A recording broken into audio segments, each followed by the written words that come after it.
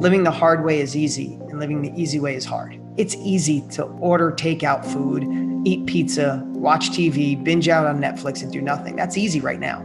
It's hard when you're 50 or 60 and you have diabetes or you're overweight or you feel sick and you have illness. It's hard to sit and have a real in-depth relationship with your significant other and listen more even when you're busy and put your phone down and pay attention. That's hard to do now, but it's great when you can spend decades married and have a partner that's on your side, right? It's hard to be a good parent and listen and be there and read parenting books. It's hard, but man, it's great when you have a long relationship with children, even when they're gone, right? It's hard to start the business. You have to overcome obstacles. You have to overcome limiting beliefs. You have to overcome the people who tell you you're nuts. You have to work some more hours. You have to gain more capabilities. You have to go to coaching. That's a little hard right now. But it's way easier when you're older and you feel like you tapped into your full potential. You're living life on purpose. You have money and time freedom. That's easier. It's easier now to just say, I just work for somebody. They give me the paycheck. Life is great. But how's that going to feel at the end of your life when you're like, wow, this sucks. I could have done more. If you can find courage and be courageous, on the other side of taking that action is the confidence that builds momentum.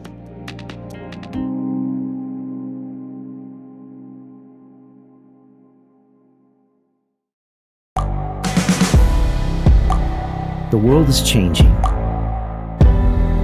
Inspiration is everywhere. It has never been so easy to connect, share, and bring people together. We're learning from others and finding the best in ourselves. Challenging our beliefs. Sharing our vulnerability. Overcoming our fears. Transforming ourselves so we can transform the world. How far can we go? This is London Real. I am Brian Rose. My guest today is...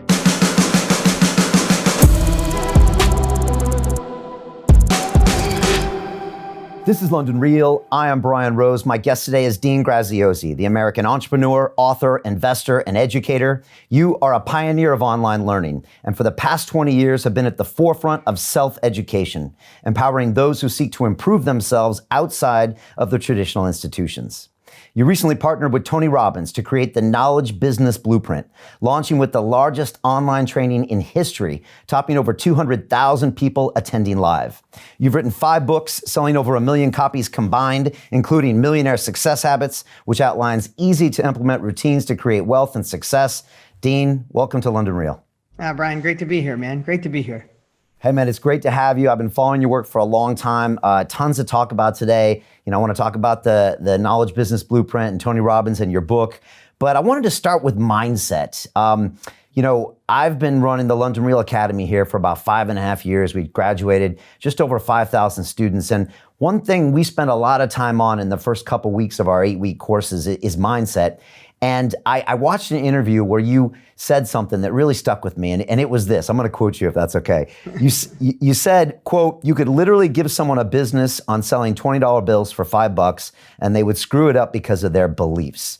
And I know you're being a little blunt there, and maybe you can qualify it, but maybe you could explain, how a lot of us bring baggage to the table sometimes, and without knowing it, we kind of self-sabotage ourselves, because I see a lot of my students that do this. And it's frustrating to me as a teacher because I'm like, I know you can do it, but you seem to block yourself. And maybe you could tell me, what are your views on this and how you see it with your students?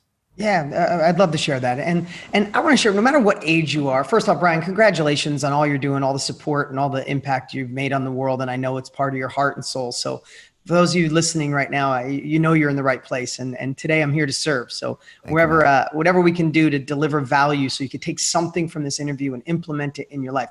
Basically, take what serves you and throw the rest away, but what serves you, make it real. So I want to share something. Same thing you're obviously doing with your 8-week training, which I'm sure is amazing, is probably almost 2 decades ago, Brian, I was literally teaching people how to make money with cars. Because that's where one of my foundational pieces, my first self-education product is how to make money in the car business. And we were selling a decent amount. We were figuring this out, and thousands of people a month. And it always drove me crazy that like 15 to 18% of the people would refund the product. And I said, God, I got to make the product better. I want it, like it needs to be better. So this is no joke. This is probably 2 decades ago, Brian. I go to the customer service department. That sounds like a department. It was 3 people. And I put a headset on for 2 days straight. And I just listened to the calls. I'm like, put me on a call, anybody who's wanting a refund. And it had nothing to do. They didn't say, this product stinks, cars don't work, money's not coming in. It was like, my husband thinks I'm crazy for doing this. Or I don't live in an area where people want to buy used cars. Like there was every excuse possible except for the course stunk or it didn't work. It was the beliefs they had. It was the mindset they had. And this is, probably 15 years ago, I decided to write a book called Totally Fulfilled. I was teaching people how to do real estate, invest in real estate and invest in cars. And I did a personal development book because I just knew their obstacles had nothing to do with what was in front of them. It had to do with them having the ability to just keep moving forward, right? It boils down to, it's hard to simplify, and you know this, Brian, but there's a certain phase of your life, probably in your 20s. If you're in your 20s and you're listening right now, you're like, yeah, whatever. I don't need mindset. Just give me that thing that makes me the money or fixes my relationship or puts me in shape. Just give me, I'm a hustler. I'll do it. But we're wrong. I would think mindset in my 20s was 10% and 90% was the thing. And now I realize it's 90% mindset and 10% the thing. And it boils down to one thing, a lot of things, but this I want you to think about is most of us think we need more resources. If I had support from my family, if somebody lent me the money, if someone would just show me how to do it, if this economy wasn't so messed up, if we didn't have this, president or the liberals or the conservatives or the Christians or the Jews, like we get all these things because we think if we had the resources, we could make it work. And what I realized at 51, looking back and having more success than I could have ever imagined possible, I feel blessed every single day of my life. It has nothing to do with resources. It has to do with resourcefulness and relentlessly being resourceful. And where does resourcefulness come from? It all gets foundationed in mindset. If you think you can, you can. If you think you can't, you can't. That sounds simple. You've heard Tony Robbins and a million other people say it, but maybe this is the first time you're actually hearing it. When you look back through time, you look at the founders of America, George Washington, or people who made shifts like Abraham Lincoln. You look at the best athletes that you may admire, or people who changed racism, or you look at Mother Teresa. They never had resources. They found a way to be resourceful. And when you go upstream, it's all anchored in the beliefs that you have.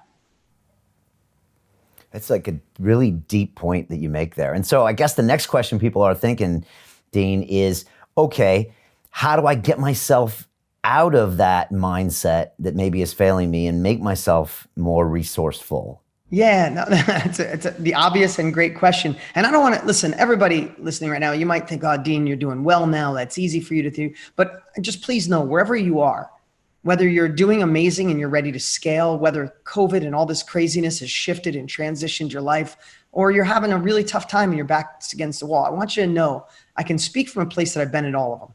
I lived in a bathroom with my dad as a kid because we didn't have heat in the rest of the house, just a little plug-in heater. I lived in a trailer park with my mom until we got evicted because she couldn't afford it. So I've been at that place. And I've also been at the place of envy where I saw that my friends going to college and I couldn't afford it, didn't think I was smart enough. Like, wow, they're going to have a great life and I'm not. I'm going to be stuck here working on cars, smelling paint fumes every day. But then I also found a way to shift my beliefs. And I'll tell you how I did it in a moment here, to where I knew there was more for me, where I knew I had more potential, that I was judging myself and other people were judging me with an outdated scorecard. I had dyslexia. I wasn't that book smart.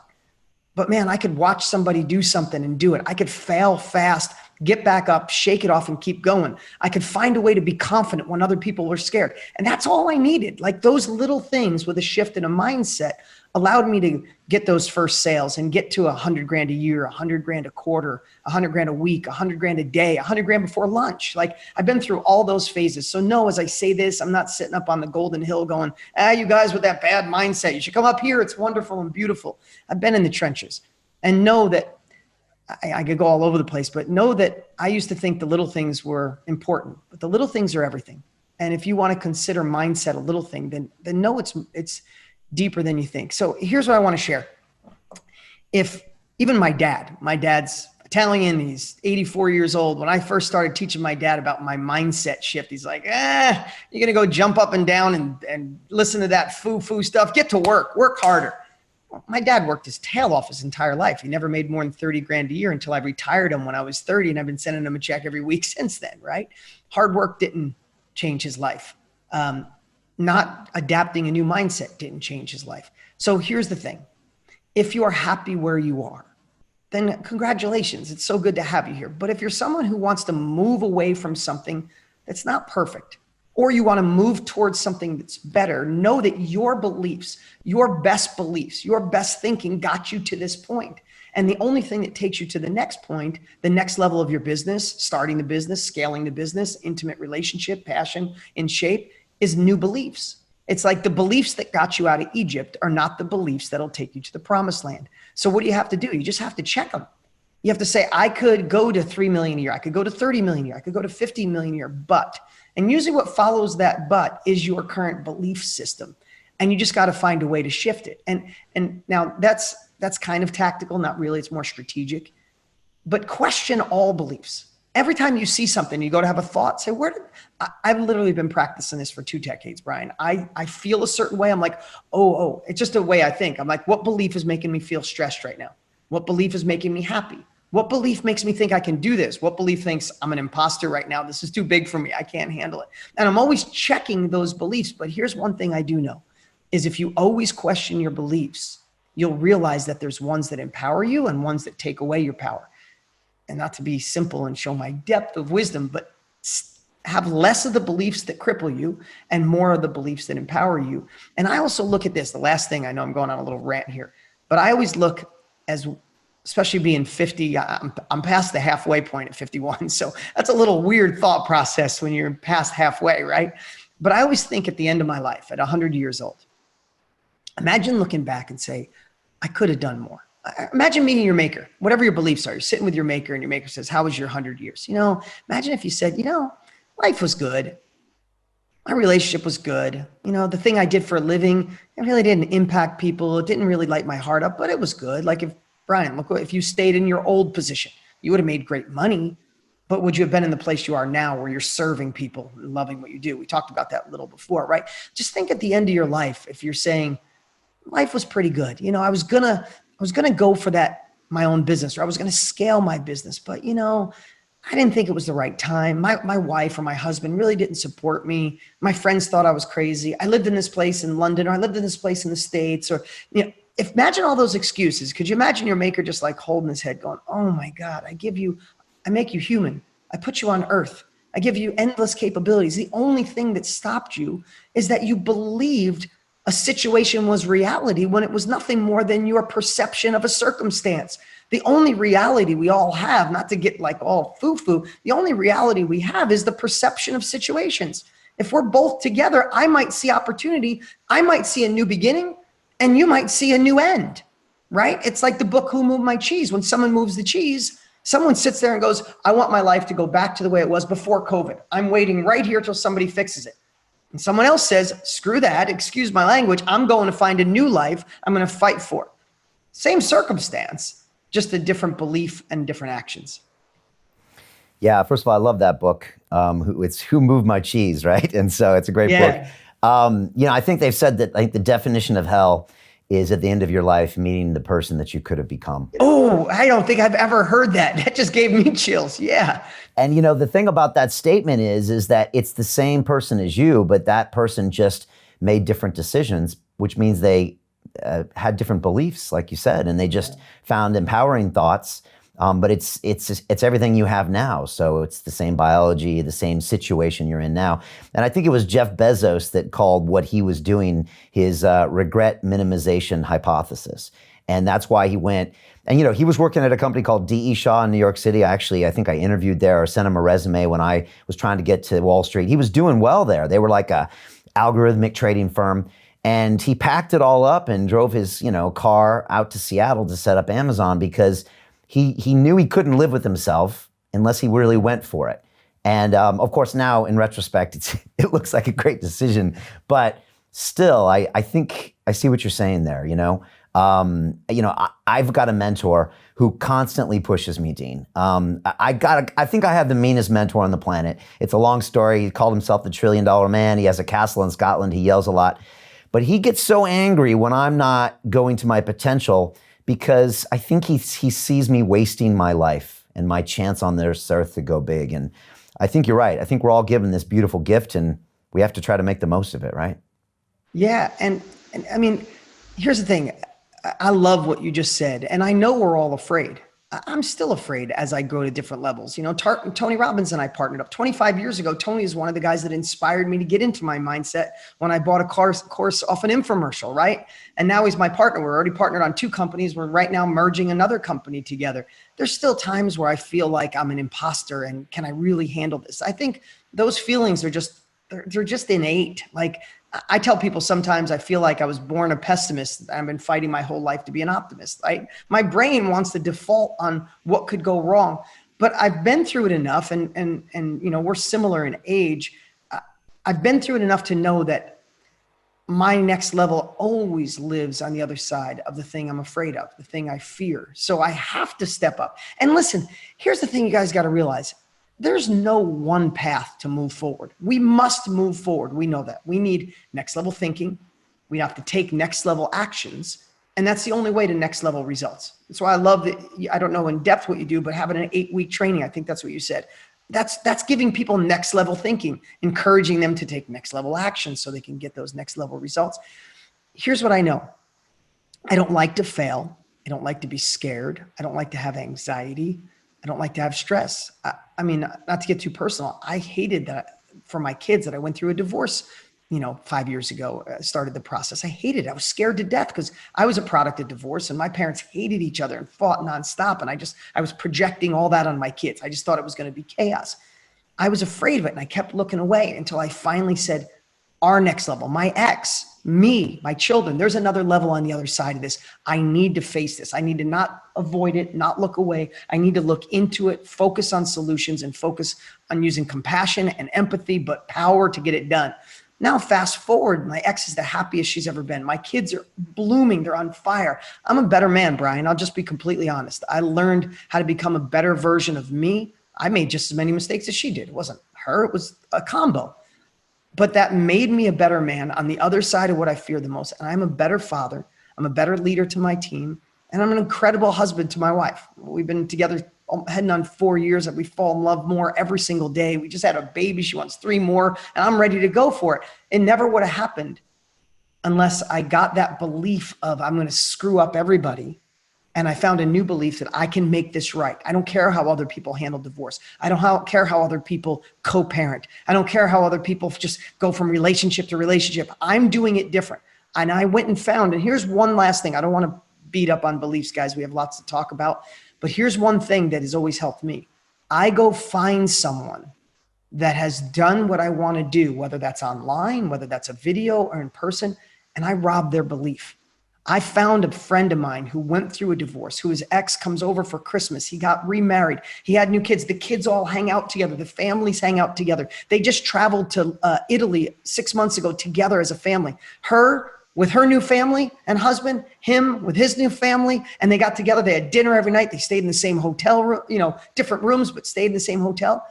I just focused on him. I didn't focus on my 20 other friends that hate their ex and say that woman robbed my money or that man's no good. I didn't listen to any of them. I didn't believe any of them. When my friends said, oh my God, you're being too generous. Screw you, excuse my language, but you don't have what I want. And I just found people who did. And it's like, that's all I stared at. I don't want to oversimplify it, but that's one of the hacks I use. And what was one of the things that stood out when you spoke to that guy about how he behaved through this or how he acted? Like, what was something different than the kind of bitter divorce guys would say to you? He said, replace all your feelings, envy, anger, frustration with compassion. Bite your tongue, figure it out, and just focus on, in 10 years from now, do you want your ex to drop off the kids and out in the road, not even come in the driveway, looking the other way, and your kids are fractured and they have to have one relationship with their mom and one relationship with their dad, like I did. I had to lie to my parents because they hated each other so much, right? I became 2 people, one for my mom, one for my dad. And when I realized that kids get fractured and then They go back to therapy at 40 to try to get put back together. My whole end result was my kids can go back and forth to houses and feel zero pressure. And what that all boiled down to is I had to replace all other emotions with compassion and create a friendship with my ex. I'll just put it this way. On Mother's Day, my wife was sitting at the kitchen table helping my kids create Mother's Day crafts for my ex. And I walked in, I'm like, I got goosebumps talking about it. My kids don't even know that there's anything. Like, they transition from home to home. They can come here and talk about their mom, and they can go to their moms and talk about being here and not even know that there's not even the tiniest bit of tension.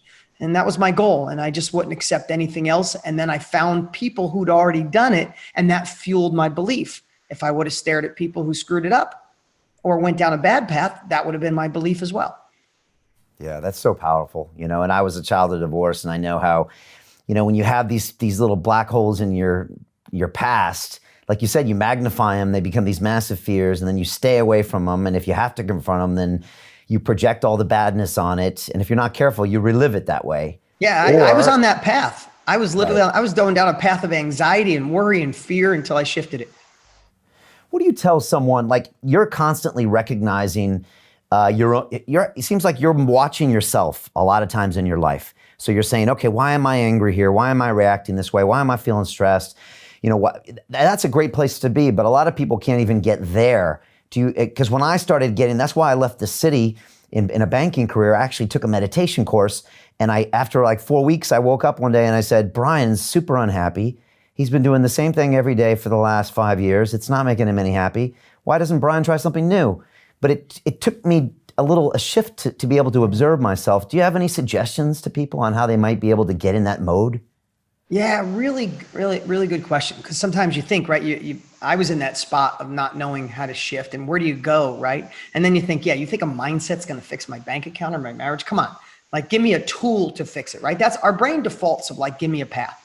But listen, let's just talk about it. How do you get in better shape? I'm not going to oversimplify this, but what if you worked out more and ate better? Like, you don't need magic, right? How do you fix a relationship? Be connected, listen more, have empathy, compassion. How do you start or scale the business? Focus on the things that move the needle, obsess on marketing, focus on solutions. Like, a lot of times the answers are in books. The answers are in courses. The answers are in next level training and workshops and masterminds, but we don't take the action. So I would just say to yourself, are the actions you're taking getting you the results you want? Like, that's a really powerful question. Are the actions you're taking getting you the results that you want? That's the first thing. And be honest with yourself. Listen, so many people are like, I'm blessed, I'm grateful. Yeah, you can be blessed and grateful and still not happy. Brian, you should have been blessed and grateful that you were making great money, living in New York City, living in London, but there was another level for you. So be honest with yourself. So honesty, and are the actions you're taking getting you the results you want? And then here's the part that I think could really shift you. It's 3 parts I'm going to share. Pretend it's 5 years from now, right now, literally it's 5 years from now. You're looking back and your life has not changed a bit, not a bit. You're still doing the same thing, taking the same actions. The relationship's still the same. The income's still the same. The career's still the same.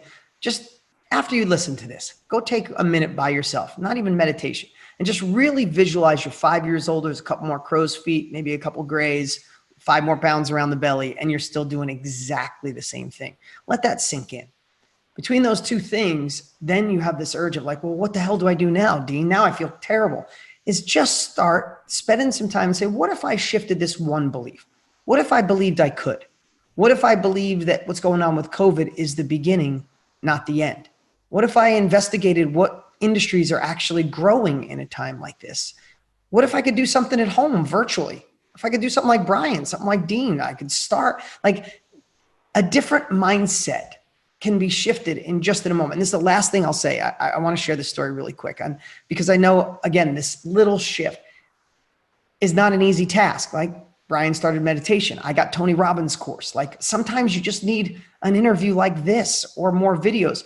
But one last thing, COVID hits. I have a friend of mine that lives in Utah, and he knows two restaurant owners. This sounds like a fable, but this is a real thing that happened just 90 days ago, 60 days ago.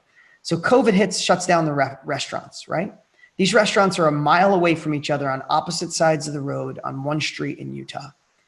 They closed down. One of the owners is just furious. He said he's mad at China for inventing it, and he had a conspiracy, and then he's mad at the local government for making him shut down. Kind of like the way I envision it, doesn't mean he did, is like he crossed his arms and said, this is BS. Someone needs to fix this.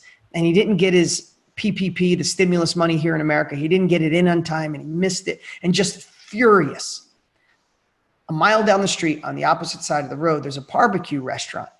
That same weekend where he had all that fear and anger and shut down, these guys, him and his brothers, this is the story I was told, went to Lowe's, got all the lumber and built this like cool outside structure for drive-through. They went inside and moved the kitchen around so people could be 6 foot apart. And they switched their entire business over a weekend into a takeout. They literally are doing 3 times the business, crushing it. The other guy's business is still closed. Now, same time in history, same industry, same street, same city. One of them is going to look back in 5 years and say, that damn COVID, that damn president, China, they ruined my life. The other one's going to look back and say, that damn COVID, China, that president, oh my God, we have 10 places. What's different except the perception of the situation that was in front of them? I needed to tell that story because I know it's not easy, but start that shift, start analyzing those thoughts and beliefs. And I'll tell you, it'll take you further than you could ever imagine. Yeah, it's such a powerful story, and I'm really glad you told that fable because I was looking for a great one out there that has the kind of the 2 brothers, like you said. This is something I decided consciously in March. It was like, I'm going to expand and not contract here. I'm going to try to find opportunities and try to deliver value to all of our people here, to try to get them information. And that's what we're going to do for the next 3 or 4 months. And it was a real mindset shift. And I have a bunch of like personal trainers and mentors and stuff. And it was funny. Half of them, when I would text them saying, what are we doing? Half of them would say, the gyms are closed and everything's shut down and nothing. And then the other half said, guess what? Let's get on Zoom. Guess what? I don't want you to go do this. Guess what? It was just options, alternatives, solutions. Some people come up with problems. Some people come up with solutions. So I know it is mindset, but if you don't have the mindset, it sounds too easy, doesn't it? So I guess you get this a lot. Dean, tell me about the book itself, because it's called Millionaire Success Habits, but there's some real like deep stuff in there about mindsets and habits. And I was wondering if we could maybe just go through quickly some of those that just got you to where you are and got some of your students to the next level. Yeah, that book, I loved writing that book, and I'm glad the world loved it. I think we're at about 1 million copies of that book right now. And there's just so everybody knows, it's called Millionaire Success Habits. But I'll just be honest with you, there's no reference in there on how to actually make money. It's just what it says. It's not make $1 million. It's millionaire success habits. And that's the part that, I took a risk. I had friends tell me like, oh, dude, don't write a book with the word habits in it. Nobody wants to change their habits. And I'm like, yeah, but that's what people need. So what I want you to think about before I share is, I tell you, I'm going to say one more story. I'm sorry, I got to. This is one Tony always talks about when he does a health day at one of his events. He said, a doctor pulls up to a stream, and all these people are coming down the stream, floating and drowning. And this doctor, he's meant to serve. That's his life. And he's going out in the stream and he's pulling people out. And he makes a phone call, and 10 more doctors come, and they're all going out in the stream. Thinking, look at all these people in this water drowning. We got to save them. And they're stressing. And then like the 11th doctor comes, and he sees what's going on, and he walks back to his car, and the guy goes, how dare you? How could you go back to your car? We need help. And he said, I'm going to drive upstream and see who's throwing these people in and stop it. And it's like, whoa, like, okay, like I get it. And that's really the whole premise of Millionaire Success Habits is I want to go upstream. I don't give you a magical money machine. There's no way to get rich overnight in that book, but I'm going to help you build a foundation where you could just apply it to any area of your life and create these. Remember I said the little things are the big things. The little things are everything.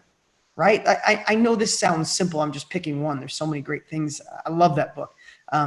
But I have trained my brain to be solution oriented, solution focused. If you're successful, Brian, anybody listening, if you're successful, if you're listening to this podcast right now, I have no doubts that you already do this. right? There's some people that focus on why it went wrong, whose fault it is, how could this happen to me? And they get stuck. If you're here, I bet you you're not. But how do you shorten that distance, right? How do you not blame other people? Listen, blame is easy.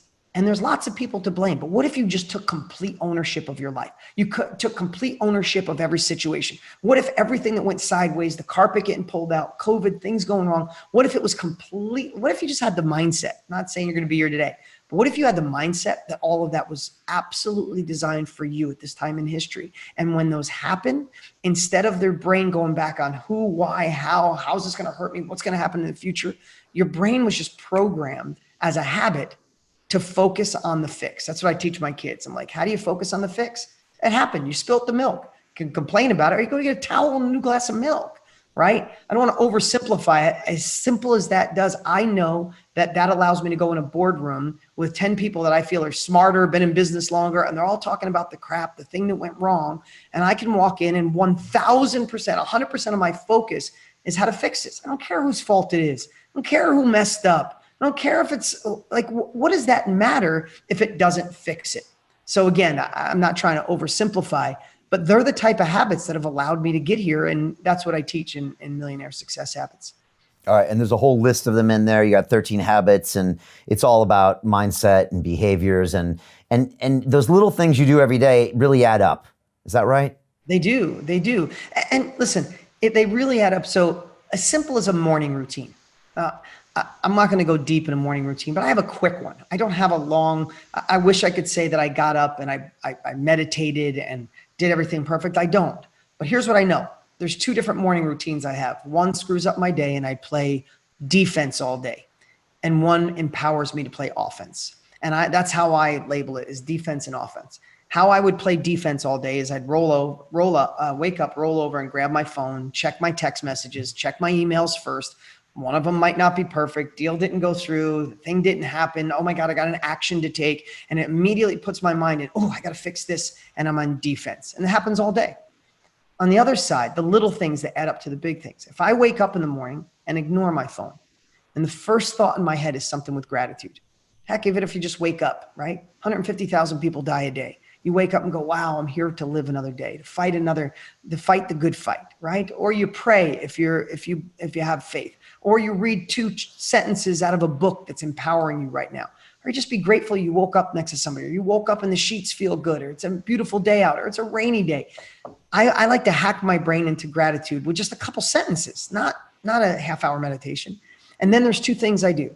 I think of a win I had the day before, because as all of us who are fighting for another level, we tend to think about the things we missed, not the things we have achieved. So I want to train my brain to go, no, yesterday you were pretty badass, Dean. You closed that deal. You got it done. You spent quality time with your son. Your daughter looked at you in a way you still have a great connection. Your wife knows you love her, right? I think about an accomplishment, a win from the day before. Then I think of a win I want to accomplish that day. Now, that's all takes moments. But I have to tell you, if I do that and then I get up and then I have a routine, I like to, I go I feel like I feed my mind, then I feed my body. I do lemon and a green drink and a green powder, a little apple cider vinegar. I drink that and then I go move. I go exercise. I go to the gym, or I take a walk, or I take a run. If I do that, Brian, my day is set up for strength. I feel like bring it. I got it. And then I'm proactive. If I wake up and I look at my phone and I walk out in the living room, I'm like, oh man, I got to get this done. Let me make that call. Oh crap. Oh, this is going to be a heavy day. I have 2 completely different days. One is a state of mind of accomplishment, get it done, steamroll over anything in my way. One is like, I hope it doesn't get worse. So again, these are little tiny things. You're like, oh, that's going to make me wealthy. Kinda. That's going to make me happier. Yes. Right. Yeah. And, success, I think even Tony Robbins once said that, in the short term, we're hard on ourselves. And in the long term, we don't see how much we've done. And so if you have these daily habits and you really stack them up over months and years, it's incredible what you can accomplish. It really is. And I think we forget that sometimes. Yeah, true story. And they do build up. They are cumulative, right? They stack up. And I love the saying, I learned this from a guy named David Kekich. He was in a wheelchair. He got hit by a car running, and paralyzed from the neck down, and just such a positive guy. And he had these little Kekage credos. I met him and he literally handed me, it was like the size of a business card, Brian, but it unfolded like a Christmas card, like 3 feet long, right? And it had all these little credos. And one of them was, living the hard way is easy and living the easy way is hard. And it really just hit me. I always think about that. Like, it's easy to order takeout food, eat pizza, watch TV, binge out on Netflix and do nothing. That's easy right now. It's hard when you're 50 or 60 and you have diabetes or you're overweight or you feel sick and you have illness, right? It's hard to sit and have a real in-depth relationship with your significant other and listen more, even when you're busy, and put your phone down and pay attention. That's hard to do now, but it's great when you can spend decades married and have a partner that's on your side, right? It's hard to be a good parent and listen and be there and read parenting books. It's hard. But man, it's great when you have a long relationship with children, even when they're gone, right? It's hard to start the business. It's hard. Like, you have to overcome obstacles. You have to overcome limiting beliefs. You have to overcome the people who tell you you're nuts. You have to work some more hours. You have to gain more capabilities. You have to go to coaching and training like what you provide, Brian, and what we provide, right? That's a little hard right now, but it's way easier when you're older and you feel like you tapped into your full potential. You're living life on purpose. You have money and time freedom. That's easier. It's easier now to just say, I just work for somebody. They give me the paycheck. Life is great. But how's that going to feel at the end of your life when you're like, wow, this sucks. I could have done more, right? So just remember that today. If you remember anything from this, I hope you remember a lot, but living the hard way now makes for an easier life down the road, no matter that's your health, your love, your being a parent, the income, the career, the passions that you have. Yeah, I love that concept. You have a phrase that you use called protect your confidence. And I thought it was really interesting hearing you talk about that. What does that mean? And how important is confidence for you and for everybody? Yeah, so my morning routine that I shared is to help protect my confidence. Think about this. If you're listening right now. Have you ever done anything good in your life when your confidence is down? Do you ask for the date? Do you start the business? Do you get the sale if you're in sales? Have you ever done a sale in your life when your confidence is down, right? Have you ever persuaded your children to make a better decision when your confidence is down? Nothing. You don't do anything good in your life when you have lack of confidence. And confidence is like, it doesn't have to be 100% to zero. Like, if your confidence is at 90%, you play small, you hesitate, you don't go after the business, you don't go after the relationship, you don't go after the raise. Like, you just don't. You play small and go, you know what? I should be happy. The hell with that. You shouldn't be happy. You should actually be happy. So confidence to me is king. It's key. And so protecting your confidence, I'm going to make this really simple. Again, this is going to show my depth of wisdom. Now, there are things in your life that take away your confidence. And there's things in your life that build your confidence. So here's this magic. Ready? The things that take away your confidence, do less of those. The things that empower your confidence, do more of those. Silly analogy. I know I wrote this in my book, but when's the last time anybody listening watched the news and you got done and go, wow, I feel amazing. I feel more confident. You watch the news, it's like the world's going to hell in a handbasket, right? So I don't watch the news. I haven't in over a decade, right? That robs my confidence. So I'm not doing it. There's people in your life who may be, well-mannered and love you and care about you. But when you talk to them, you doubt yourself, you doubt your dreams because they tell you what's wrong, what's not going to work, and stop, it's time to get real. I avoid those people in my life. They're gone. And if it's a family member, I found a way to put Teflon on, because there's never a time that I've talked to someone like that where I gain confidence. I lose it. For me, when I work on my weaknesses, Brian, I lose confidence. I don't want to work on things that I suck at. I want to empower the things I'm good at. So I don't work on anything I'm bad at. So if those three things, and there's more in your life, if they take your confidence away, then don't do them. Find a way to avoid them.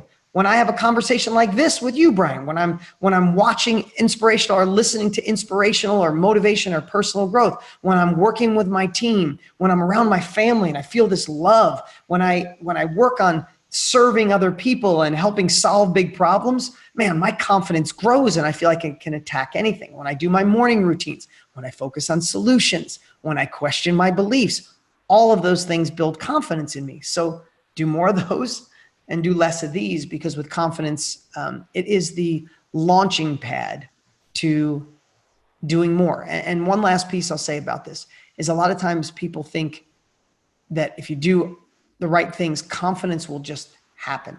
And there's one more thing before confidence that really can empower you to move you forward, and that's courage. Courage isn't taking action in the absence of fear. Courage is taking the action even though the fear is there. And if you can find courage and be courageous, on the other side of taking that action is the confidence that builds momentum. Yeah, that's powerful stuff. We have a graveyard right next to our studio here. It's kind of a London thing. There's graveyards everywhere. And if you come see us, I'll take you a walk through it. But it's on the way to the gym for me. And it's great because I always walk through this graveyard and there's people buried there from the 1600s and 1700s and 1800s. And I always look at the graves and think, does that person wish they would have, gone for it more? Do they wish they would have taken that extra risk or had the courage to, I don't know, ask the woman out, start the business, whatever. And I always think, of course they do, man. They wish they could have come back and done more and done those big things. And so whenever I'm faced with a decision, I'm always like, what would they do? They would be like, just go for it. This is the time to get that courage. So for me, that helps sometimes. Dean, tell me about education, because, if you look at your CV, you're the last guy you would think would be talking about education. You didn't go to college. You briefly talked about your upbringing. Maybe you can talk about it now, but, you grew up in a family with not many resources, with very severe limiting mindsets. You were kind of locked into a career in auto repair that you thought you could easily be at right now. How did that shift happen, and how did you get passionate about education? Because that's what you do now on a mass scale. Yeah, and I think the word is alternative, right? It's alternative education, self-education, right? This isn't just knocking the traditional education system. I think it's got a lot of flaws. I think the world's been growing exponentially, and the advanced education, traditional education system has been growing linearly. Like, they just haven't caught up. I mean, if you took somebody just in our lifetime, Brian, if you took somebody just 50 years ago, not 500, if you took somebody 50 years ago and brought them and showed them what was going on in the world, they saw an iPhone that's got more power in an iPhone than President Clinton had in the entire White House and the entire CIA, more in this phone.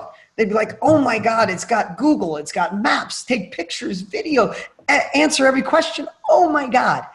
And then you took them over to a classroom. They'd look around and go, oh, it's the same as mine. Wait, no, it's different. It used to be a blackboard, now it's a whiteboard, right? Like, schools have not evolved. And the world's realizing that because there's a mass exodus of college. But what I didn't know, and why I'm so passionate about it, Brian, is because when I was in high school, and I did have dyslexia really bad, and I hated school, like, not kind of hate it. Like, I hated it because I felt embarrassed. I felt dumb. Couldn't wait to get out.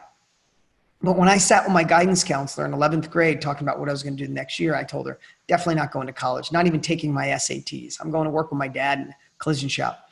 She was like, oh, okay, no college? Listen, you're probably good with your hands. You could work on cars, or maybe you could go, there's a factory. There's only one factory in my town, Triple R Industries, and they made plastic bags, and they paid minimum wage. She literally told me I could go there and apply.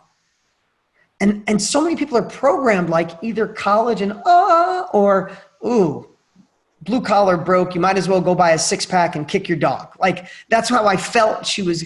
And I knew there was more, but I really wasn't aware of self-education at that level of my life until just a few years later. I did get momentum, and I did start buying properties with no money down. And I had a car business, and then I bought a tow truck and built a tow truck company. And then I started building houses and subdividing land. So by 25, Brian, I was doing pretty darn good.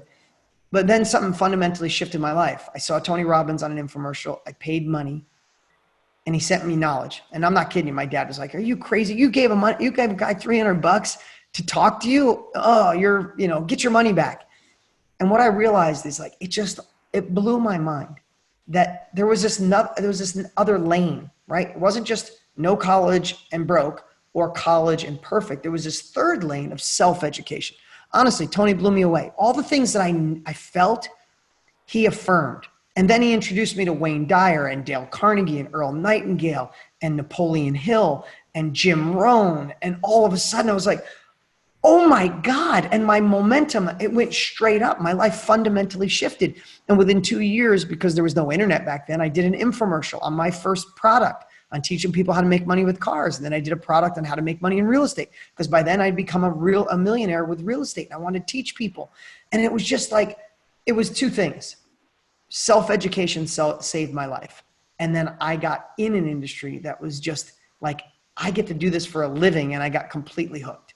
And that's been my, it's been 24 years I've been in this space. And now I'm at a point where I want to teach others. I'm pushing other people. Like, you have knowledge in your head. You have experiences, life experiences that could save somebody from struggle. So I push everybody, extract what you know and share it. Look, this is what we do. We're in the self-education industry. People can start off. To continue watching the rest of the episode for free, visit our website, londonreal.tv, or click the link in the description below.